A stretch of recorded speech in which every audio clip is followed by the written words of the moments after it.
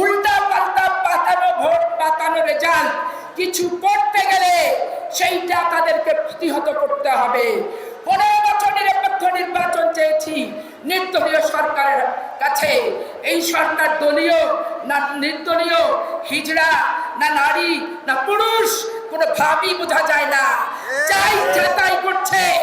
এইরকম সরকার দেশের লোক পছন্দ করে না। ইস্পাত কঠিন লৌহ মানব সরকার এদেশের লোক পছন্দ করে। জামাতে ইসলামের কাছে লাঠি পাওয়া যায়, তারা বলে লাঠি দিয়ে 12 তারিখের নির্বাচনে মোকাবেলা করবে। আমরা বলি আমাদের মেধা দিয়ে, বুকের সাহস দিয়ে 12 তারিখে ধানের শীষ প্রতীকে আমরা ভোট দেব। আপনাদের কাছে ছাত্র সংস্থার মেয়েরা অনেকেই যায়, কোরআন ছোঁয়ায়, শপথ নেওয়ায়, বেহেস্তের কথা বলে, টিকিট দেওয়ার কথা বলে, হাদিয়া নেয়, মুষ্টি চাল নেয়, আইডি কার্ড নেয়, ফোন নাম্বার নেয়, বিকাশ নাম্বার নেয়। এগুলো দিবেন না।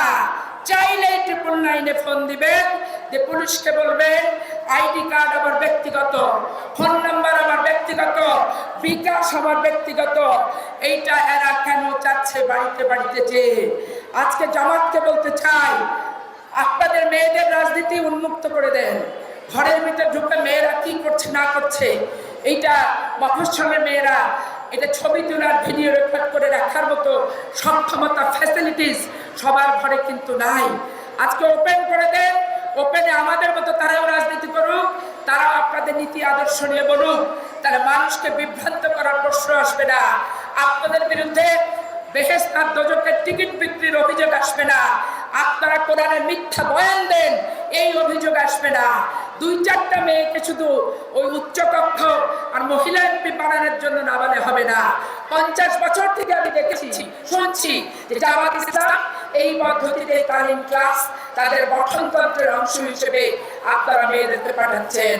আজকে এলাকার মানুষকে বলতে চাই, এই ঐতিহাসিক জনসভা, আজকে জামাতের পতন যে অনিবার্য, এই ঐতিহাসিক হেফজুল মাঠে জনসভা সেটাই কিন্তু প্রমাণ করে। এই দখলদার চাঁদাবাজ 1.5 বছর থেকে যারা নবাবগঞ্জকে জিম্মি করে রেখেছে, বিচার সালিশ বিক্রি করছে, ভাইয়ে ভাইয়ে জোর করে জুলুম করছে, করে তারা টাকা পয়সা হরণ করছে। দুলালের কথা বললো সেদিন যে দুলালকে আমি যোগ দিয়েছি। পরে আমি দুলালকে ফোন করলাম, করে জিজ্ঞাসা করলাম, দুলাল বলল যে তার জমি জামাত ইসলামের 2জন লোককে দিয়েই দখল করিয়েছে, যার কারণে তার অফিসে গিয়েছিল। আর জামাত ইসলামের লোককে দিয়ে দখল করিয়ে বাধ্যতামূলক সমাধান টানতে তার অফিসে যেতে বাধ্য করছে, আর বলছে দুলাল নাকি যোগ দিয়ে দিয়েছে। আপনি আওয়ামী লীগের বলবেন দোষর অন্যজনকে, আর আওয়ামী লীগকে যোগদান করাবেন, তাহলে আওয়ামী লীগের দোষরটাকে? এই নবাবগঞ্জে আওয়ামী লীগের দোষর হচ্ছে জামাত ইসলাম, লতিফুর রহমান, নজরুল ইসলাম, এরা হচ্ছে দোষর।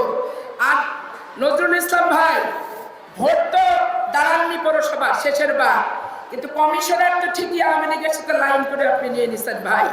জীবনের প্রথম মেয়র হয়েছেন আব্দুল ওদুদের সাথে লাইন করে, ভাইস ভার্সা করে। সেদিন লিটনের বিজিত জিনিসটা আপনি জোর করে কেড়ে ছিনায় নিয়ে নিজের কপালে লিখাইছিলেন।